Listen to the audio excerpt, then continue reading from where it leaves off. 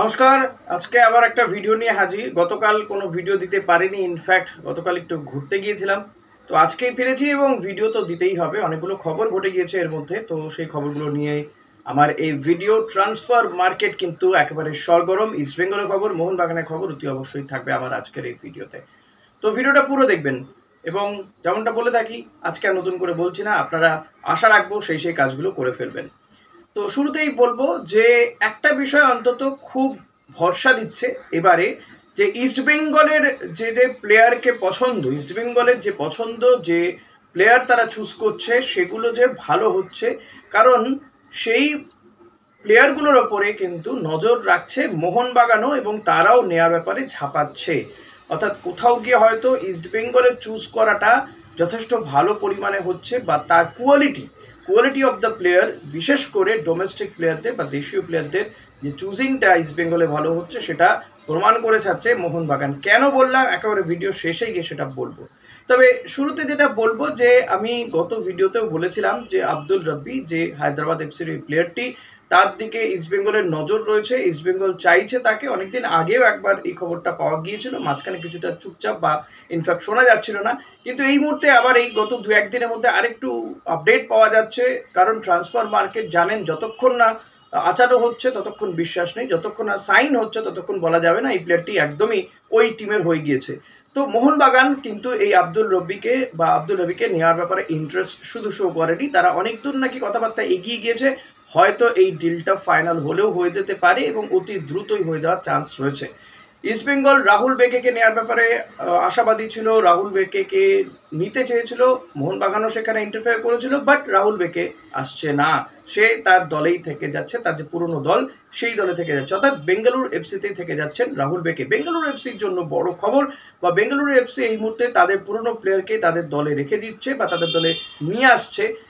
আশিক কুরেনিয়ান, এই আশিক কুরেনিয়ানকে আমরা দেখেছিলাম যে হংকংয়ের বিরুদ্ধে ম্যাচে ভারতীয় দলের হয়ে খেলতে গিয়ে কিভাবে গোল মিস করেছিল, জেনুইন গোল মিস করেছিল আশিক কুরেনিয়ান। আবার মোহনবাগানের হয়ে যখন খেলেছে, যে কটা ম্যাচ সে সুযোগ পেয়েছে সেখানে কিন্তু যথেষ্ট নিজের প্রতিভার ছাপ তিনি রেখেছিলেন। সেই আশিক কুরেনিয়ান তিনি তার পুরনো দল বেঙ্গালুরু এফসিতেই ফিরে যাচ্ছেন বলে জানা যাচ্ছে।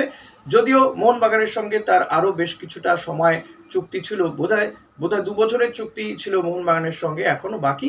কিন্তু মিউচুয়ালি একটা আন্ডারস্ট্যান্ডিং এর মাধ্যমে আশিক তার পুরনো দলে ফিরে যাচ্ছে বলে জানা যাচ্ছে। এবং এক্ষেত্রে মূল বিষয় দেখুন, মোহনবাগানের মতন দল ছাড়তে চাইছে, যথেষ্ট সাহসী পদক্ষেপ বলবো আশিকের জন্য এটা। তবে আশিক যে মানের ফুটবলার, কারণ কেন বললাম সাহসী পদক্ষেপ, প্রত্যেকেই কিন্তু চান চ্যাম্পিয়ন দলের সঙ্গে থাকতে। মোহনবাগান গতবারের ISL league shield champion, ISL trophy তারা ঘরে তুলেছে, এমন একটা চ্যাম্পিয়ন দল ছেড়ে দেওয়া সিদ্ধান্ত নেওয়াটা কিন্তু যথেষ্ট বড় সিদ্ধান্ত হয় এবং অনেকটা বিবেচনা করেই কিন্তু এই সিদ্ধান্ত নিতে হয়, বা হঠকারী সিদ্ধান্ত যেন না হয় সেটা ভাবতে হয়। তো আশিক কুরেনিয়ান সেই সমস্ত বিষয়গুলো ভেবে নিয়েই এই সিদ্ধান্ত নিয়েছেন, এটা আশা রাখবো। আর তার এই দল বদলের কারণ কি?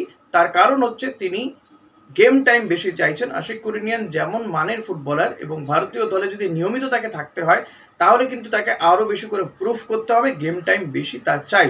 সেই কারণেই কিন্তু তিনি বেঙ্গালুরু এফসিতে যাচ্ছেন বলে জানা যাচ্ছে। এবার মোহনবাগান আব্দুল রবি এই ডিলটাও ফাইনালের কাছাকাছি। পাশাপাশি ইস্টবেঙ্গল তাহলে কি করবে? ইস্টবেঙ্গল কিন্তু শোনা যাচ্ছে ইস্টবেঙ্গলের জয় গুপ্তা এই প্লেয়ারটির দিকে ইস্টবেঙ্গলের নজর রয়েছে। হয়তো এই ডিলটা খুব দ্রুতই ফাইনাল হয়ে গেলেও হয়ে যেতে পারে। আগামী 2-1 দিন কিন্তু খুব ক্রুশিয়াল হতে চলেছে। আমি বলবো এই নেক্সট উইক, অর্থাৎ মানডে থেকে যে উইকটা স্টার্ট হচ্ছে সেই উইকটা কিন্তু খুবই ক্রুশিয়াল ট্রান্সফার মার্কেটের ক্ষেত্রে। আরও বেশ কিছু রদবদল, ঘরোয়া প্লেয়ার বা বিদেশি প্লেয়ারদের আসা যাওয়া আমরা কিন্তু দেখতে পারবো। তাই অতি অবশ্যই আপনাদেরকে বলবো আমার এই চ্যানেলটাতে নজর রাখতে। অন্যান্য চ্যানেলও দেখুন, নিঃসন্দেহে দেখুন, যারা এই ধরনের খবর করছে, ট্রান্সফার মার্কেট নিয়ে আলোচনা করছে, প্রত্যেকের খবর দেখুন, কমেন্ট করুন। এটাই আমি চাইবো। শুধু আমি একা বাড়লে তো হবে না, প্রত্যেককে বাড়তে হবে, এটাই আমি চাই সবসময়। এর পাশাপাশি বলবো যে ভারতীয় দলের জন্য কিন্তু খালেদ জামিলি কোচ হতে চলেছেন, এমনটা কিন্তু জানা যাচ্ছে, এবং সেটা অনেকাংশে ফাইনাল। এখন এআইএফএফ এর যে কার্যকারী কমিটির বৈঠক রয়েছে সেই বৈঠকে কিন্তু এটার শিলমোহর পড়বে। মানালো যে যাচ্ছেন সেটা তো নিশ্চিত, কিন্তু ইস্টবেঙ্গলের এক সময়ের কোচ, চেন্নাই কি বলবো, জামশেদপুর এফসির কোচ, তিনি কিন্তু ইন্ডিয়া দলের কোচ হতে চলেছেন। ইস্টবেঙ্গলের দেবব্রত সরকার, তিনি কিন্তু বারবার এই খালেদ জামিলের হয়ে ব্যাট ধরেছেন আমরা দেখেছি। তো যাই হোক, যদি খালেদ হয় তো বেটার। আমি বলবো সঞ্জয় সেনকেও কিন্তু তার সঙ্গে রাখা উচিত। আপনারা কে কি বলছেন সেটা আমাকে কমেন্ট করে আগেও জানিয়েছেন, আবার জানাবেন।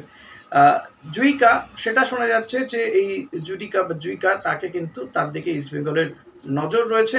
তো ইস্টবেঙ্গলের এই ডিলটা হয়তো ফাইনাল হয়ে গেলেও হয়ে যেতে পারে। তো দেখা যাক। লালরেনরিকা ফেলা মোহামেডান থেকে সে উড়িষ্যা এফসিতে সাইন করে দিয়েছে বলে শোনা যাচ্ছে। তো এরকমই পাশাপাশি মোহনবাগানের যিনি গোলকিপার ছিলেন, এই গোলকিপারও কিন্তু চলে যাচ্ছে কেরালা ব্লাস্টার্সে। ধীরজ সিং নয়, ধীরজ সম্ভবত পাঞ্জাব এফসিতে যাচ্ছে। আরেকটি গোলকিপার ছিল মোহনবাগানের, থার্ড গোলকিপার, তো সেই গোলকিপারও কিন্তু চলে যাচ্ছে কেরালা ব্লাস্টার্সে। রদবদলগুলো হচ্ছে। তো আশা করব আগামী উইকে আরও বেশ কিছু রদবদলের খবর নিয়ে আসতে পারবো। আজকে আর খুব বেশি সময় নেই হাতে, নাহলে আরও বেশি বিস্তারিত মানে আলোচনা করা যেত আমি বলবো। তো থাক, আপনাদের জন্য কিছুটা ছাড়লাম স্পেস। আপনারা অনেকেই বলেন ছোট ভিডিও করতে, ছোট ভিডিও করার চেষ্টা করলাম। আশিকুর ইউনিয়ন বেঙ্গালুরু এফসিতে গিয়ে কতটা সফল হতে পারে বলে আপনাদের মনে হয়, কতটা গেম টাইম সে সেখানে পাবে, সেটা কিন্তু কমেন্ট করে জানাতে ভুলবেন না। Thank you.